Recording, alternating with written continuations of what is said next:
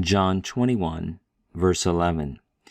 Enebe un Simon Petras kai helkusen ta dictuon eistain gain, meston ichthuon megalon, hekaton pentekonta trion, kai tosuton anton uk eskisthe ta dictuon. Let's look at the translation here. So, Simon Peter went up, and perhaps this means went aboard the boat again.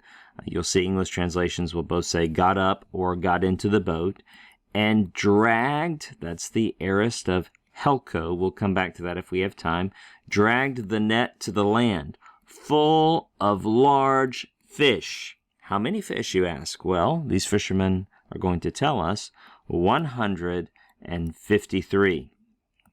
Numerous commentators, especially those in the early church, wondered of the significance of this number. Was it symbolic?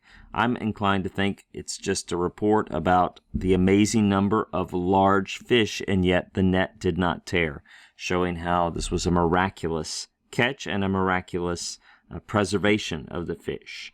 We notice here we have a genitive form, and then we have a genitive participle. This is going to be a genitive absolute, very literally, and so many being. In other words, although, we'll add in the concessive idea from the context, although there were so many, literally, and so many being, in other words, so many fish being, and although there were so many, the net did not tear. Uk eskisthe. You see here this form eskisthe, you notice an augment, you notice a theta, bam! It's going to be an aorist passive indicative, third person singular, third singular for the third singular subject. Net. This is from the verb schizo, which means to tear. Notice we get the English word schism, ultimately derived from that. All right, let's talk about this aorist form up here, helkusen, right? Helkusen. How do we end up with the aorist form being helkusen when the present form is helko? Well, if we look this up in Mounce's Morphology of Biblical Greek, he tells us that the real root of this word that helps us understand all the weird spellings is selku.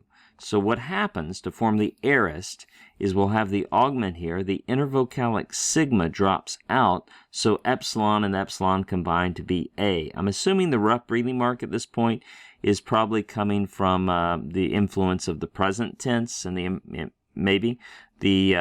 the rough breathing mark, what's happened here is that sigma that's on the root, remember selku again, the sigma that's on the root has dropped off and been replaced by a rough breathing mark. You see that quite a bit in Koine Greek verb or words that begin with a sigma. The sigma will drop off, and instead you'll have a rough breathing mark.